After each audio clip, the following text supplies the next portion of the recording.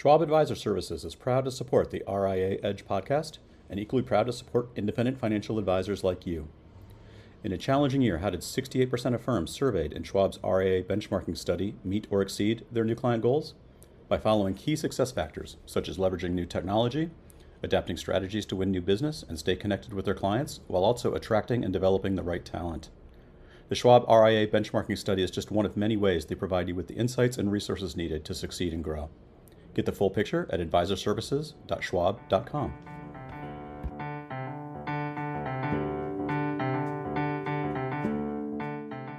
Hey everyone, welcome to the RIA Edge Podcast. My name is David Armstrong. I'm the editorial director at wealthmanagement.com.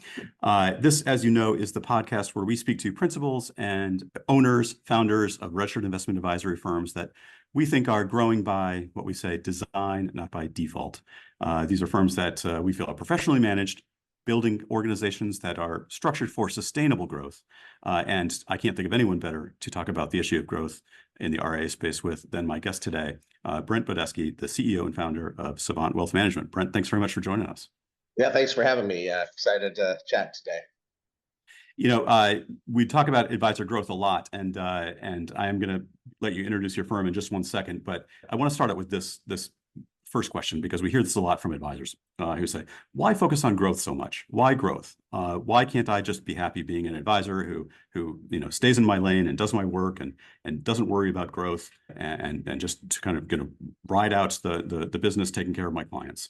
Why is growth such an important topic for advisors, all advisors, to pay attention to? Yeah, I think there's a myth. A lot of the firms in our space, they got this view that I don't need to grow. You just got to take good care of my clients. And in the short run, that works, right? I mean, you could just say, wow, I'm going to really do a good job with this client, that client, that client. Here's the problem. It's naive in the long run, because if you're not growing, you're dying on the vine.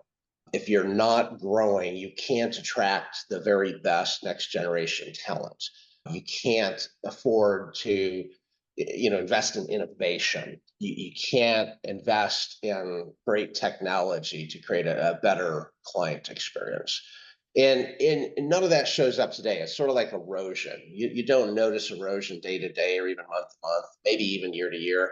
But over time, if you're not innovating, if you're not growing, if you're not improving, your value proposition, then, you ultimately, it is like erosion. I mean, you wake up 10 years later and, you don't have a lot, right? And, unfortunately, clients tend to be, clients tend to be sticky. Unfortunately, many advisors may be underserving their clients and they don't know any better. But I think in the long run, your business is going to be more valuable, and frankly, we owe to our clients to be excellent, and that requires excellence requires growth. You can just focus on growth without excellence, and in the short term, you can just focus on excellence without growth. But in the long run, it's sort of a Venn diagram where you really need to find the intersection of growth and excellence to create a sustainable, durable business where we treat our clients as they deserve to be treated, and we create opportunities for that next gen talent in our respective firms. Absolutely. Well said. Thank you for that. So first of all, before we kick off, and I doubt there's many folks listening to this podcast who don't know Savant, but for those who don't, do you want to just give us the metrics of your firm, where you sit now? And you're founded in 1986, so you've been at this game a long time. Tell us where you are now, assets, clients, offices. Yeah. So we've been, growing aggressively. I was just doing the math the other day. In the last 7.5 years, we grew over 11 times. So we're about 27 billion of assets under management, between 16 and 17,000 clients. Plus we have a decent 401k business, so a lot of participants on that front. In addition, we also have a substantive accounting firm, about 15 to 16 million of tax and accounting revenue, and close to 100 professionals on that side of the business. About 550 employees in aggregate. We have 40 locations, 15 states. Also have a focused and dedicated estate planning firm and law firm, trust company.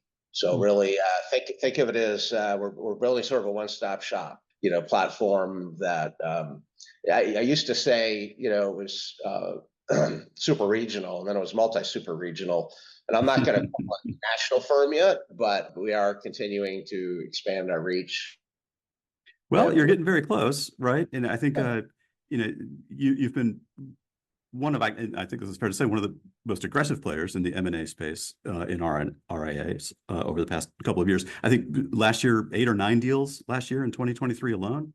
And we did 9 RIAs, and we also acquired 2 accounting firms last year. So 11 firms in total. Yeah, that's incredible. And most amazing to me, 3 of those firms, by my math here, were over $2 billion in AUM.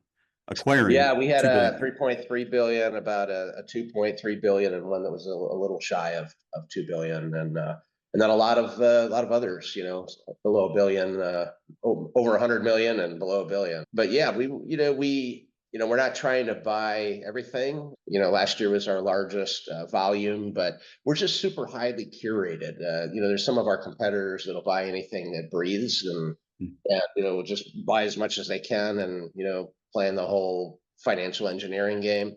We're really about finding partners. We find growing through acquisitions, there's really 4 main benefits. One fell swoop, you get a pile of really quality talent. So we're super focused on who are the people, and are they aligned with us? Do they share a vision? Do they bring excitement, long runway? And then the second is that moves us into new locations. Like we had a big push into the Southeast this last year, and obviously people are heading Southeast. So we were able to hang a number of put up a number of flags, in Florida and Alabama and Georgia, South Carolina. And the third is when we're in a market, being able to do acquisitions allows us to double down and create density. We find that once you're in a market, if you're bigger in a market, you get more at bats. And then, of course, new plays in the playbook. What I love is every time we do a deal, we have a good playbook. It wins, but we don't have every play figured out. And sometimes a new partner will come in and have a better play than we do. So we're happy to rip out our page and stick theirs in. So so it's been, the whole, M&A, we could have probably done twice as many deals, but it's just really being focused on finding the right people, who are excited, that we're excited about being partners with, that want to be in this for the long run. Sure. And tell me a little bit about how that M&A for you has changed over the years. I think for the first, I don't know, half, 1/3 of your life as Savant, it was organic growth, right? You didn't get into the M&A game until a little bit later in the firm's history. How has it changed between then, when you made your first acquisition, say, and now? Is it obviously the scale is a little bit different, although, like you say, you still do acquire smaller firms as well as the opportunities arise. But is there something else that you're looking for now? Is it more important to bring in different services, or look for acquisitions that bring in a component that you're missing now in the service offering? Or is it just a hunt for good talent and a growth for regional flagpoles? Yeah, I think it's both. The first 2/3 of the firm's life was purely organic growth. We did our first acquisition about 11 years ago, and it about killed us, right? It was everything we could have done wrong, we did wrong on that deal.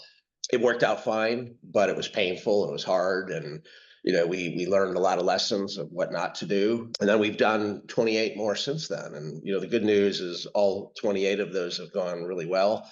All those partners still like us, and it's really been a good complement to organic growth. At the end of the day, the best way to grow is organically, a client at a time.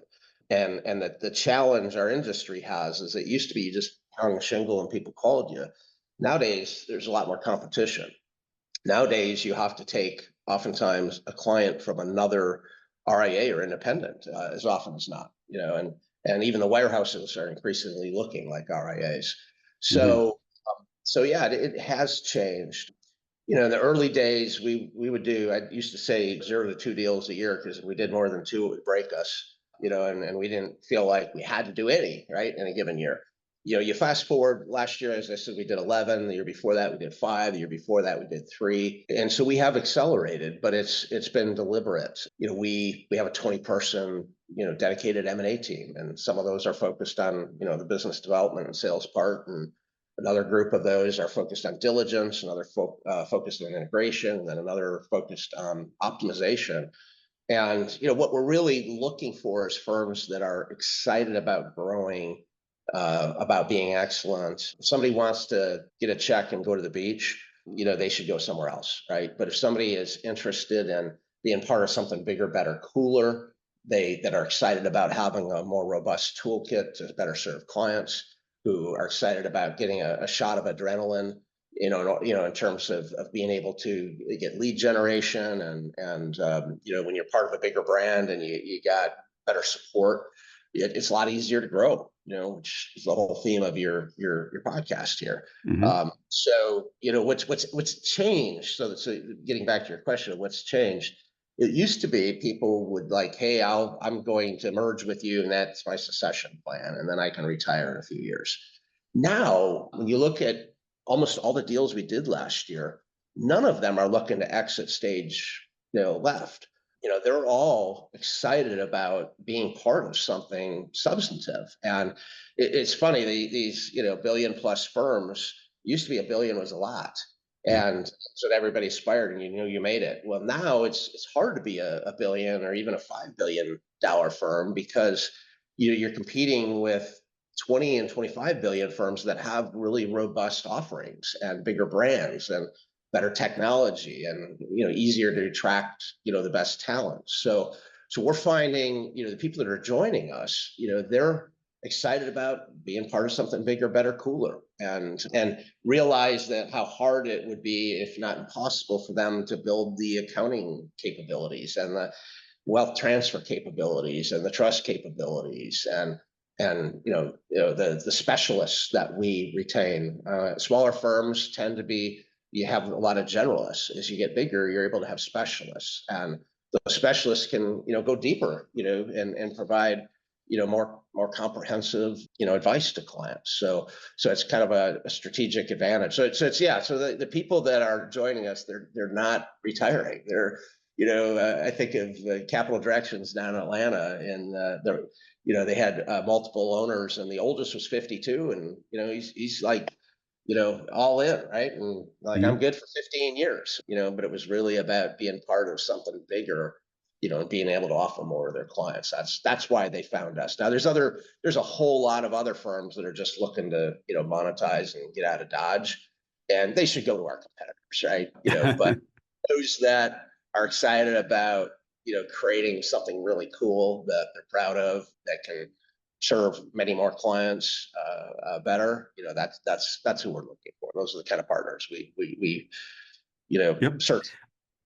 I was going to ask if you have noticed a change in the sellers, because you're right. I mean, it used to be, here's my succession plan. I'm going to sell the firm and walk away. It sounds like those firms are still out there. There are people still looking for that check to just sort of ride out their last couple of years. Have you noticed, though, a different kind of seller who maybe, like you say, is understanding the pieces of the service model that they don't have, and the operations that they don't have, and looking for to sell to a larger firm that would fill in those holes? Is that an increasingly Absolutely larger pool? I mean, when I look at our successes just in the last year, as I indicated, none of them are looking to leave. They're rolling. It's a little bit unique about Savant, is we're employee owned and controlled. We have outside capital that are minority investors, but they can't ever make us sell the company. They can't ever make us buy them out. If we want to turn right and they think we should turn left, we turn right, and they smile about it. So that's been attractive to firms that are not looking to be put on the PE treadmill and sold every 2 or 3 or 4 years, but rather 2/3 of our ownership are employees. So when firms join us, we've had as much as 85% equity roll. I've had as little as 15, but in that case, it was a firm that was 80% owned by a family office, and but 15 of the 20% owned by employees rolled. So we're really, as I said, I don't even like the term M&A, because that's like big fish swallowing little fish. I much prefer the term partnering because we are a partnership, and it's finding people that are aligned with us, who share a common vision and who are excited to grow faster and deliver more value for the 1%, they charge to clients. So I think what's unique is the people coming us, they're owning a significant piece of the pie, and we were counting today, last year, named us the #1 largest combined wealth manager, accounting firm. And so, it's like, that's really hard business, right? And so the people that have joined us, they were excited about being able to offer, tax capabilities and deep tax planning.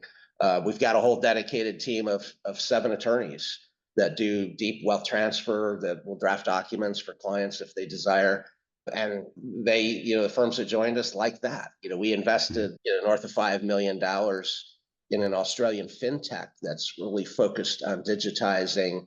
It's called Lumient, but they're it's all about digitizing and scaling the vision, values, goals, well-being, longevity, these soft matters. Like, when I started in the business, I used to think everybody cared about rates of return and standard deviations. And I've come to realize they don't care about that. The investments are that's just like the fuel in the tank. And you need a car, which is the strategies, but ultimately you need a destination. That's your ideal future. So like this Lumient technology that we've invested millions in now, it's all about having those deep conversations with the non-CFO spouse around what matters to people and what they're excited about. And so those are the capabilities, whether it's trust or tax or wealth transfer or legal or insurance, fee-only insurance, the tech that the people are looking to, like, they join us and they can just like that get an upgrade.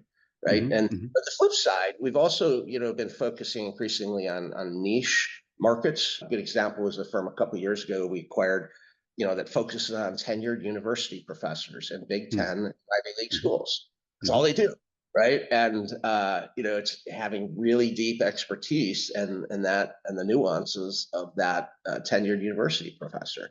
So that's another example where, we're bringing better technology and capabilities to them, but they're bringing deep expertise in university. Another firm we acquired has deep expertise in C-level Fortune 500 executives, helping them navigate through their options and equity and the benefits. So another example where, like, it was a smaller firm and this is all they did, but we've got a lot of executives. So bringing that in house, they get a better toolkit, but we're getting new plays in our playbook that sort of are able to benefit all of our advisors and all of our executive clients. Yeah, that's great. When you bring in a partner firm, is there a lot of restructuring of that business that you need to do? I imagine that there would be, a branding exercise for one, right? Everyone kind of comes under the Savant brand, and I imagine that the centralized technology and maybe investment options are centralized. How much do you have to go in and kind of retool the firm when you bring it in? Yeah, so we do fully integrate. It takes some time. It can take some cases 6 months, other cases it's can be more than a year. But yeah, ultimately we want to be one firm, one vision, one culture, one playbook. We call it the Savant way. But again, I think we're humble enough and early enough innings that we realize we don't have all the plays, and in some cases the partners that join us have great ideas and we want to embrace those. So it's not like take your square peg and stick it in our round hole, take it or leave it. But the reality is, if we're acquiring a firm with 20 or 30 or 50 people, we're 550 people. We've got the benefit of scale and many times more evolved processes. On the other hand, like, again, every new partner brings great concepts that we capture and are able to then leverage firm wide. So it's an iterative process. It doesn't happen overnight. We all want to end up on the same playbook, but of course we don't want to be disruptive to clients. We don't want to lose the opportunity to mine the best ideas. At the end of the day, I like to say it's like the best ideas win. I don't care if it's an intern or a new partner or me, the CEO. Like best ideas always have to win, and so a lot of that is creating culture and environment where it's safe to surface ideas, even if they're silly, and then having a process to really identify the best plays and continually make that playbook better. We invite you to join us on May 13th through 16th in Hollywood, Florida for RIA Edge, part of the Wealth Management Edge event.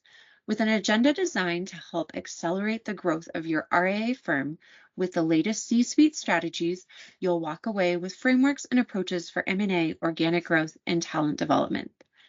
Use promo code podcast20 to save 20% on your registration. Visit wealthmanagementedge-event.com for more information.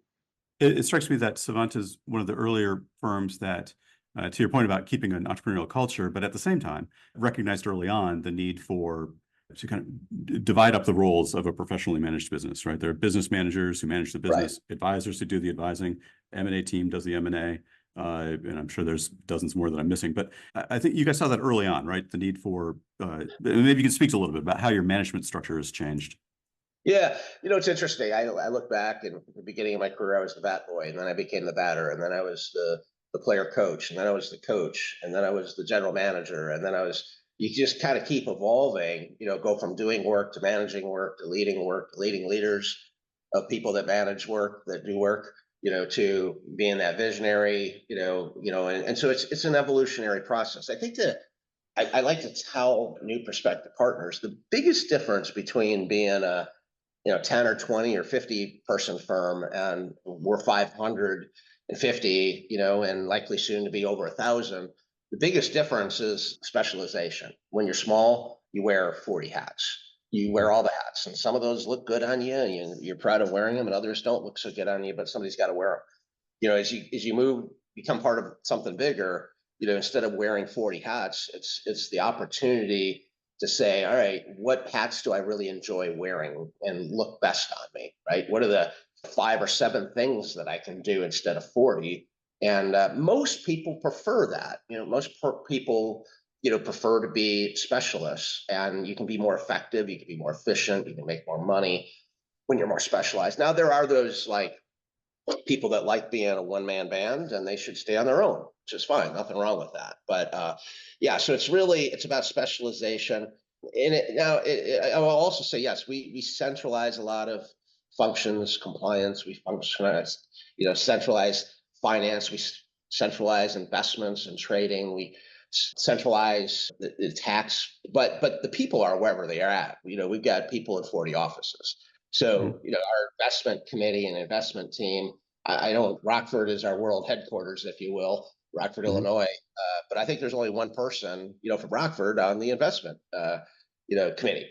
So it's the idea is to say, listen, we want to have a best way of doing things, and being able to do that across, teams, offices, clients. But that doesn't mean everybody is, in Rockford, Illinois. Like they're not. We have 550 people. Maybe 2% of the people are, in the Rockford vicinity. So it's the nice thing is it used to be, when we were, Rockford centric or, in the Midwest, it's like, all right, you're relegated to whatever talent you can, get there. And in some cases, you had to settle for B players or even C players. The cool thing is now, as becoming, more of a national firm, we can draw talent from a lot of different markets. And we just hired a new CFO, and he's total rock star. He ran for William Blair, which is a 31 person firm. He ran technology, finance, HR, facilities, and philanthropy, for the last 12 years. I could have never, when I was smaller and in Rockford, I could have never attracted him or afforded him. But as a bigger firm, is able, he's able to remain in Chicago. We got a big presence in Chicago, as an example. So that's the kind of cool thing as you get larger, ability to attract, better talent, being able to afford better talent, and just focus on A players, right? I used to have to beg the C players to work for me, and now the A players are lined up and excited to be part of something really cool that we're building. Yeah, that's great. We hear a lot about the war for talent out there from advisors, and I don't think just advisors necessarily, but support staff or anyone in kind of the back office who understands the business. Is that something you have encountered on the ground at your various offices? If they're, and how do those offices look? I mean, what is the support staff to advisor ratio, or how do you structure back office to client facing? Are there any kind of metrics or thoughts you could share about how you ideally, I'm sure that varies across the board, but how, the ideal structure for an office in Savant? Yeah, so we're about 150 advisors. Now, if you include the kids right out of school, we call them associate advisors. We're closer to 200, and that's out of 550 people. So if you really say the client-facing advisors, about 150 out of 550. So we have a lot of leverage, really allowing advisors to advise. I mean, in some cases, advisors like to do a lot of things, but for the most part, they like taking care of clients, getting more clients, conveying wisdom. If they got gray hair, or no hair, they're mentoring. And if they, have a full head of hair that's not gray, they're usually being mentored. Like that's like those things, right? And then there's stuff, of course, you got to do compliance and CPE and all that. But it's really like 4 or 5 things. And that works really well, and it's easier to attract advisory talent because, like I said, most advisors, they don't like the compliance stuff. They don't like administrative things. They don't want to deal with negotiating leases and dealing with technology. So we've got a whole team of people that handle all that for them, real, professional managers. And so that allows them advisors to, advise more clients and have more time, face time with clients, prospects, and then make more money as a result. And so it's, the advisory teams are really arranged where you have typically there's advisor 3s. Those tend to be, the lead advisors on the biggest clients. Then you got advisor 2s. They'll take lead advisor. They'll be a lead advisor in some cases, but then they're going to be a co-advisor supporting the lead advisor. And then you have advisor 1s.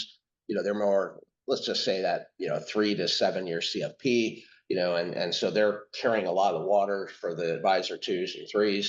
And then you got the associates, they're just out of school and usually don't have their CFP yet and, working on that, but they're pretty much in the meetings, taking notes, coordinating backstage.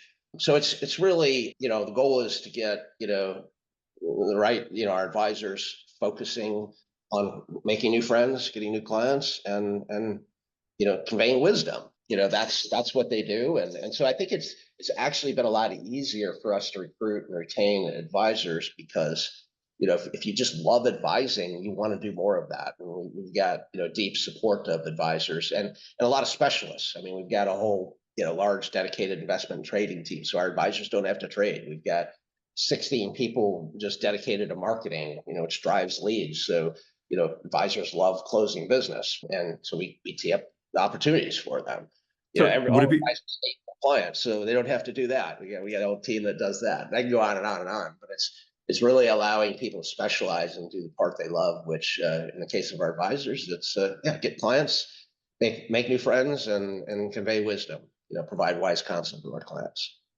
Yeah, and to that point, if there was a firm out there and the advisor said, our value prop for our clients is we have the best options overlay strategy and the best investment chops of anyone around, would that be a fit for Savant, or that's not really the kind of advisor you're looking for?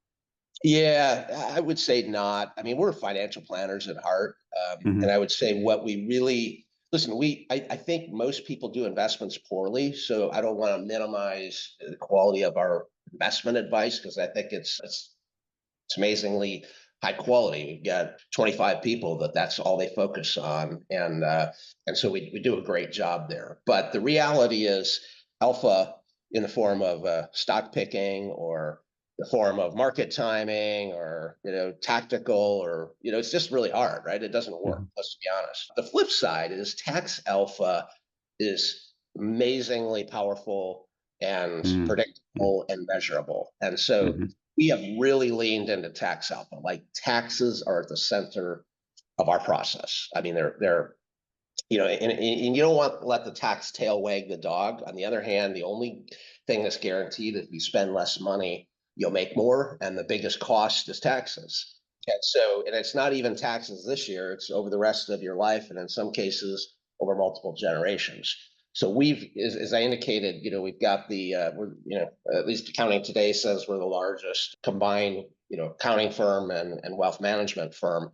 That's by design. I mean, the accounting business is hard, it's lower margin, it's a big shortage of talent there. So we're not in that business because we necessarily like to be in that business, but it's so critical to be able to provide that deep tax planning to our clients. And then the same thing on the wealth transfer. It's like, how do we avoid estate tax and help people optimize, wealth transfer, aligned with their values. Same in the case of the trust company. It's like, how do we manage taxes on a multi-generational basis? So it's an area where when you look at our specialists, because in addition to our advisors, I mentioned we have about 150 advisors, 200 if you include the associates. But we've also got a whole slew of CPAs and attorneys and trust officers and insurance experts and so they all also the specialists don't have they're not assigned clients, right? They're just there to provide a deep bench and capabilities to supplement that lead advisor to be able to provide more specialized advice, particularly for the larger clients and more complex. Mm-hmm. But I yeah, think a lot of, some cases options matter, right? Doing option overlay strategies can frankly be a great way to diversify. So, we have those capabilities. It's just, at the end of the day, you got to lead with something. And I view it as we lead with what do you want to be when you grow up, right? What's your ideal future? What's important to you? What are your vision, values, goals? Okay, because what I've learned is like clients only live one time. We all live once. And by the time you school hard knocks, you got it all figured out, you get all the experience and wisdom, it's too late. So our job is to really, take the experience we've gained from working with tens of thousands of people and help people get clearer about what they want to accomplish on the front end, and then make better decisions to increase your odds of getting there. And so, that's really where the planning comes in. And then the investments are important. I mean, if the planning is the strategies and that's the car that you drive to your ideal future, the investments is the gas or the electricity you put in the car to make it go. So I don't want to minimize the importance of the investments, but it's really first and foremost about what's the ideal future that we're trying to help people solve for. And then, putting the right tax, the right investment, the right planning, the right insurance, and so on, strategies together. And none of that guarantees success, but it increases the odds of success. Yeah, that makes total sense. I've always been struck by every advisor conference. There's always panels on how to squeeze a few more basis points out of a portfolio using some, vector strategy, but very little on the, the kind of the tax alpha or legacy planning and that kind of thing. It's always interesting to me. Tell me a little bit. I know we're kind of coming up at the end of our time here, but I did want to get a couple more questions in, if you don't mind. Yeah. A lot of advisors who are in the M&A game, not to the scale of yours, but who are starting out, I think struggle a little bit with compensation and what that looks like. Can you talk a little bit about how you guys structure compensation? I know everyone's given a piece of the company, you're employee owned. I don't know about everybody, but principals largely. Talk to me about how compensation works there and how it's maybe evolved over time. Yeah. So, I mean, as you indicated, it starts at the biggest opportunity is ownership. And we have about 170 employee owners right now. And we go pretty deep in the organization. I mean, some firms, it's just advisors. Well, if you're a long-term, very dedicated client service rep, I mean, you can be an owner at Savant, as an example. So we go deeper on that front. And the nice thing about the equity, your paycheck you spend, right? You consume. Equity accretes and grows, and it creates generational wealth. And for many, my latest I just added a new rest of career goal, and it's like I want to create 2,500 employee millionaires.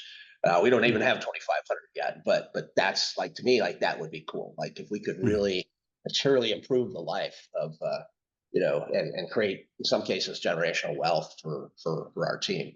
Now, getting back to, okay, what's your paycheck look like year to year? Well, for advisors, there's a number of components. There's a base salary, there's a component tied to servicing revenue, so it's a percentage paid of what the revenue is. There's a component tied to new business development. So if you bring in a new client or you get wallet share from an existing client, there's a one-time payment to incent people to go hunt.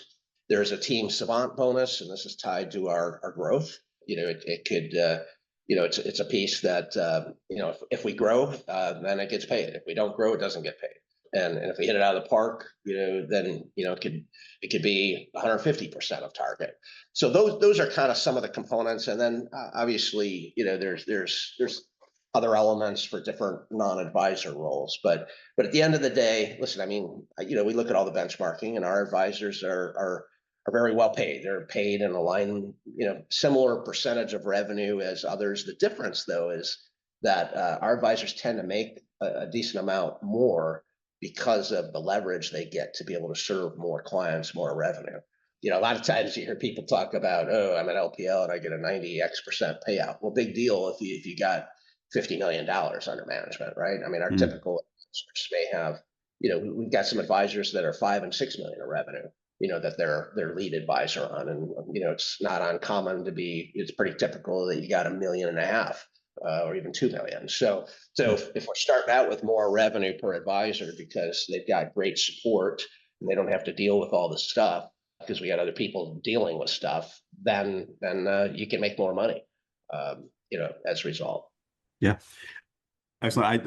We're coming up to the end of the time. I got a million more questions, but I'm going to end with this one. The investment in Lumient. Yeah. Will that be the only technology investment we see Savant make? Yeah. In fact, we just hired an expert in AI and our chief data scientist. So we're really leaning into technology. The challenge is if you go back in time, there was no fintech. Now there's a lot of fintech, but that fintech doesn't talk together. It doesn't play nice with each other. You got Salesforce, you got Tamarack or Orion, you got Money Guide Pro or eMoney, or you get all this stuff, but like all of these software providers want to be the center of your world, and they're usually good at one thing and not so good at other things. And because they want to be the center of your world, they don't really play nice with each other. So, where we're really leaning in right now is saying, okay, we're giving up, throwing in the flag around getting all these fintechs to play nice to each other and integrate with each other to create a seamless advisor and client experience. So we're really, in addition to Lumient, which is creates that client experience and, the behavioral conversations, digitizing that, we're building out, a whole data layer within our firm that frankly integrates all of the technology and then normalizes all that data. And then from there, we can build on top of that a custom client portal, instead of the advisor having to have, 8 different pieces of technology open on their desktop, being able to bring that all into a single dashboard, if you will. So I'm super excited about where we're going with it. I mean, I think nobody's really figured this out in the industry. Even the biggest players have not figured it out. So we think there's an opportunity to really become a platform company. I mean, when I say platform company, think Apple. Apple has iOS, they have Mac, they have Apple TV, and now they got this Vision, Vision, but they really are is then they bring together all these different capabilities into a platform. And you think of Apple, they make movies, but then they license movies, and then they let Netflix come on their platform and distribute movies for charging them tolls. So that, but what's that effect is, users of the iPhone or iPad, it's a great, simple turnkey user experience, that is curated and, brought to us. Same thing with Amazon, right? They make it really easy on us, or Uber to get a taxi. These are all, we think of them as big tech, but they're really platform companies. And nobody's done this in the wealth management space. So I think the next big thing, we've been doing this one-stop shop finance for a while now, and others are trying to catch up. But I think the next big thing is becoming a platform company where you create an easy button, client and advisor experience that sort of brings it all together, just like the iPhone brings all these used to eat millions of dollars of devices that would fill up warehouses, and now you can carry it around in your pocket. So we're ways off from that, obviously, but I think there's a bunch of plays in the from the platform companies' playbooks that I'm excited to leverage and really create a differentiated experience for our advisors and clients and new partners. Okay, well, that's exciting stuff, and so we'll keep an eye out for more news on that front coming from you all, because I think you're right. No one has really figured it out, and still kind of trying to stitch together a bunch of platforms that each, like you say, want to be the center of your world. It just doesn't work for most advisors. Brent, this has been great. I really appreciate it. I know I've kept you too long. Thanks a lot for your time, and I appreciate your words, and I think folks out there will learn a lot from it. Good. Well, I appreciate the opportunity. Enjoyed the chats today. And this has been the RIA Edge Podcast. Thank you for listening.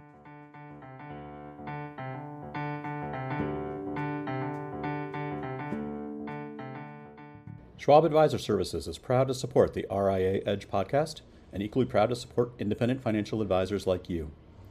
In a challenging year, how did 68% of firms surveyed in Schwab's RIA benchmarking study meet or exceed their new client goals? By following key success factors, such as leveraging new technology, adapting strategies to win new business and stay connected with their clients, while also attracting and developing the right talent. The Schwab RIA benchmarking study is just one of many ways they provide you with the insights and resources needed to succeed and grow. Get the full picture at advisorservices.schwab.com.